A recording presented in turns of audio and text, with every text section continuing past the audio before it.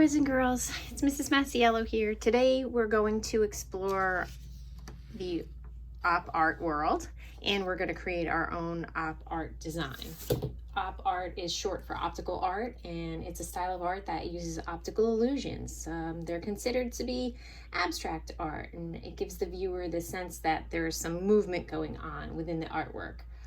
There's also some hidden images or flashy vibrating patterns or illusions of distortion like swelling, squishing, or waving, warping.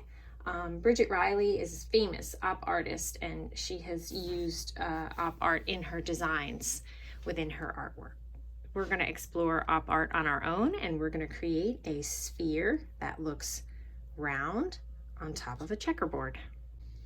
Here is an example of one of Bridget Riley's abstract op art designs, and it's called Movement in Squares. And you can see all she's created is a checkerboard, but the way she changes the size of the squares, converting to rectangles, then from rectangles going back to what looks almost like a square, creates the illusion that the two sides are kind of coming into one another.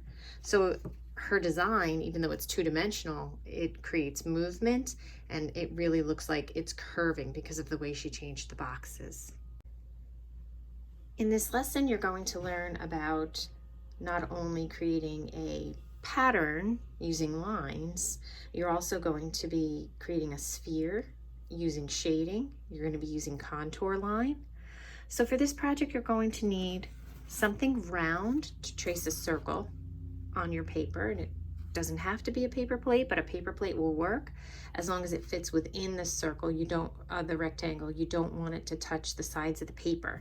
So you don't want your circle to touch the sides of the paper. So it should be small. Or you could use a can, a jar, anything that's round and that you can trace. You're going to need Sharpie marker. I would use a fine point, and then I would try to look for an ultra fine point. You need a pencil and an eraser. And that's it. And possibly a blending stump for shading and blending your shading, but you could also, I'm just going to be using my finger for this one today. But if you have a blending stump, that'll help. Your circle should be about 6 inches wide, and you're going to place it in the center of the paper. You can just kind of eyeball the center of the paper, hold it down so it doesn't move, and you're going to trace a circle. You're going to want to use a pencil first, and then everything can be traced with your Sharpie marker. Okay, this way if you make a mistake, you certainly can erase it. So now I have a circle in the middle of my paper. The next thing, I'm going to take my ruler and I'm going to start marking off some vertical lines. And instead of measuring the width of all of the lines, I'm just going to use the width of my ruler to make it a little easier so we don't have so much measuring. I'm also going to eyeball the center of the paper. I want my first line to go down the center of my paper, and I want to try to make it as straight as I possibly can. Now, notice I start at the top of the paper, I stop at the top of the circle, and then I'm going to come down to the bottom of the circle. That's my first line. So I'll show it to you. I'm not drawing a line through the center of my sphere. Again, I'm going to line my ruler up with that first line. And now I'm going to trace the ruler's width. And I'm just going to keep doing that until I fill up my paper with vertical lines, and then I'll do the horizontal lines.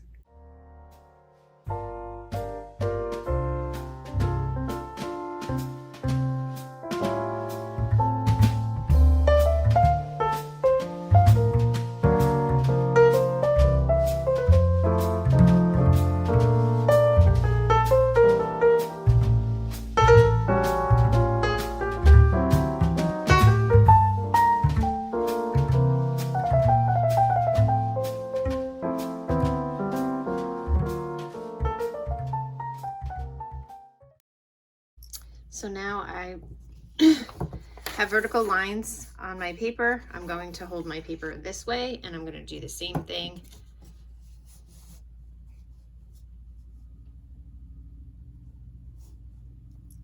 and mark lines going across to create a checkerboard in my background.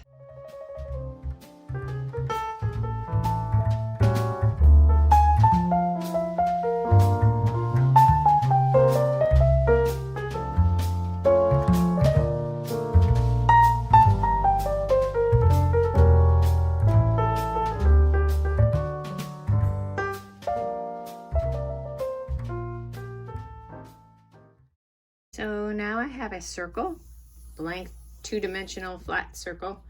It's not a sphere yet. And I have a checkerboard in the background. So now I'm going to use contour line, and I want to draw the contour lines that line up with the checkerboard behind my circle. So I'm going to show you how to do that now.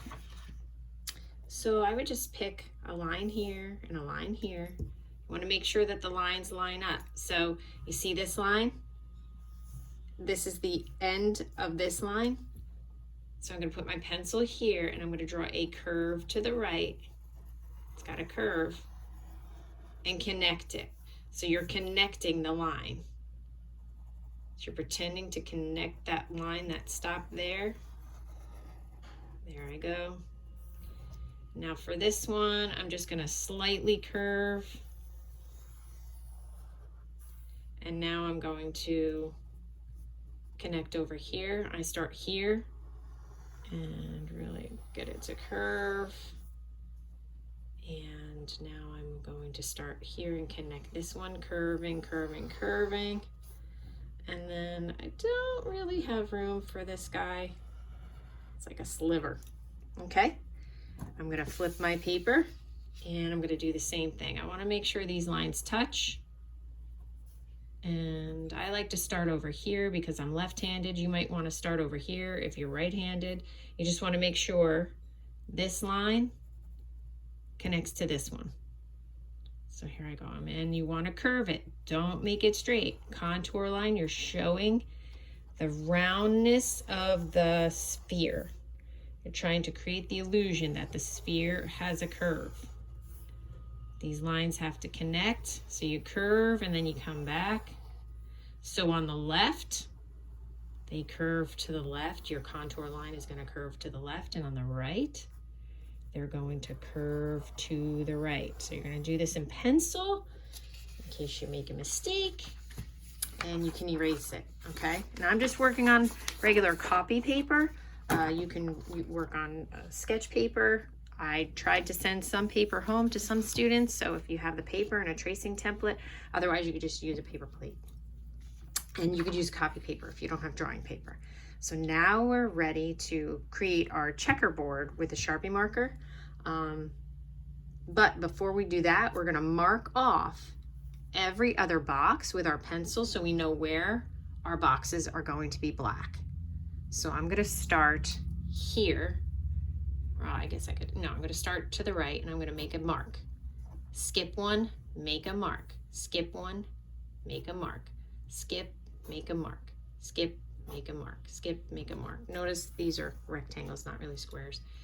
Now, for a checkerboard, you don't wanna make a mark right underneath the mark, you wanna alternate. So I'm gonna check, skip a spot, check, but I'm gonna check this too, okay? Skip a spot, check. So notice I'm going on to my sphere. Skip a spot, check, skip a spot, check. And just keep alternating. Take your time. Because it's easy to make a mistake. So you might want to make these dashes really light with your pencil, just in case you need to erase them, okay?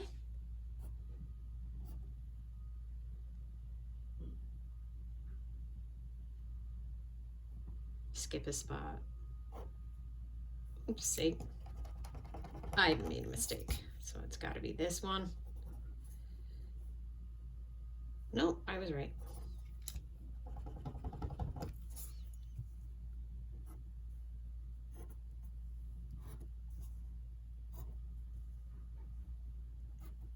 to make sure on the sphere you're also alternating, so it gets a little tricky. So that's why I just want you to take your time when you do it, because it even stumped me a couple of times. So now I'm making we all make mistakes. It's no big deal. Just, that's why we have erasers. Okay, so now I have all of my boxes marked off, and then I'm going to do a time lapse and just show you how I first outline all the lines in Sharpie, and then I'm just going to fill in these boxes really neatly with my Sharpie. I would not use your ultra fine. I would just use this size Sharpie marker. I wouldn't use anything bigger, and you want to make sure your Sharpie is pretty good, has a pretty good point too, okay? So you definitely want to find one that has a better point for this.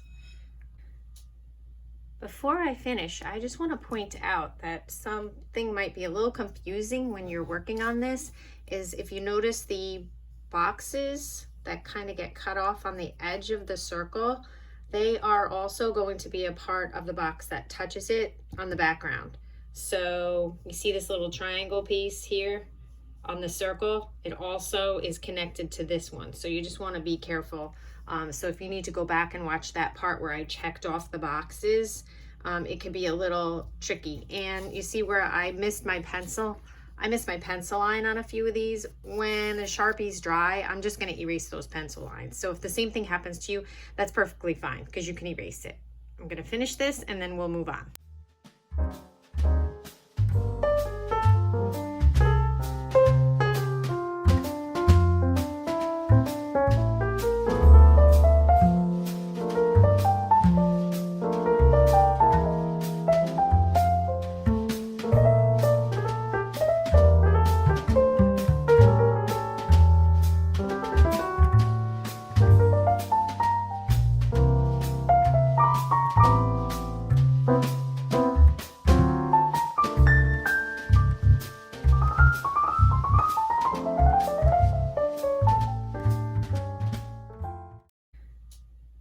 Before I finish, I just want to point out that something might be a little confusing when you're working on this, is if you notice the boxes that kind of get cut off on the edge of the circle, they are also going to be a part of the box that touches it on the background.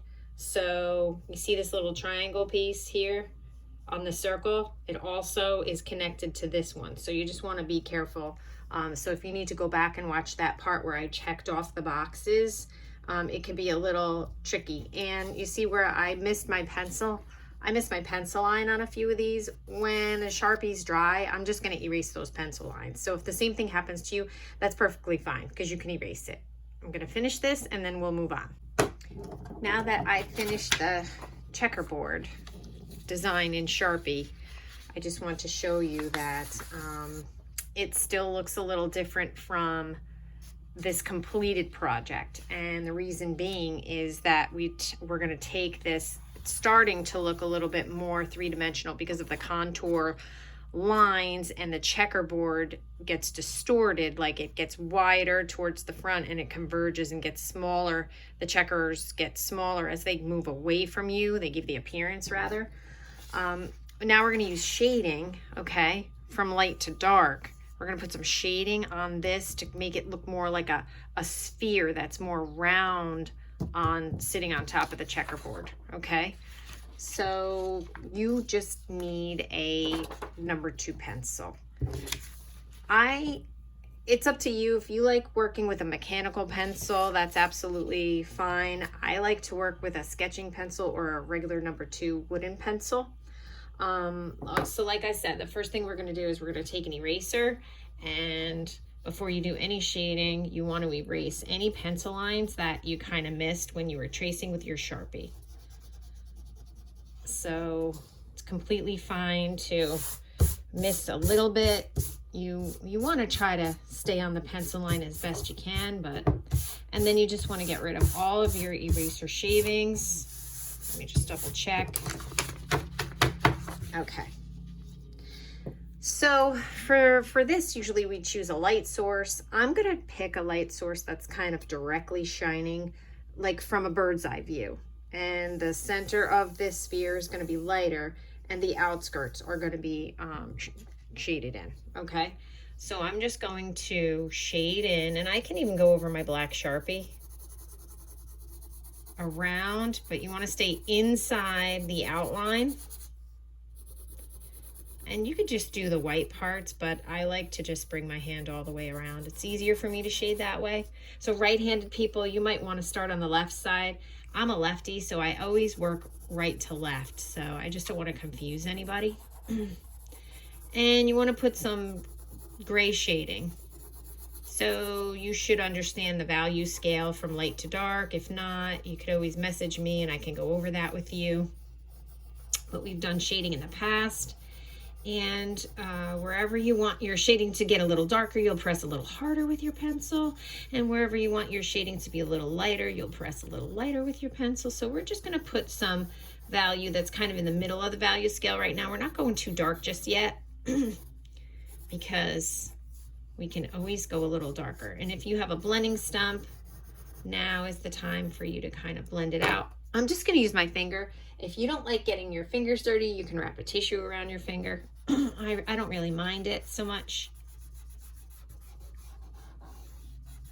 And you're just going to drag it around the sphere, but nothing in the middle. We're staying on the outside of the sphere, but don't go outside the outline. We're staying on this three-dimensional form. And we're trying to create the illusion, and we're going to use shading to do that. Trying to create a form.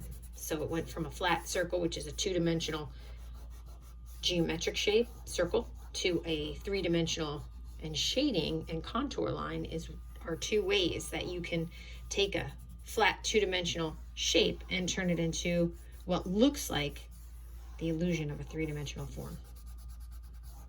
And now I hold it. I feel like I need to go a little darker, okay? So I take a good look at it, I assess what I've done, and now on my edge, I just want to go a little darker.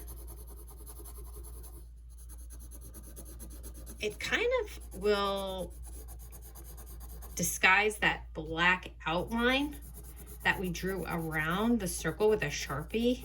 If we make our pencil really dark and then gradually lighten up the pressure, okay, and make it lighter and lighter. So this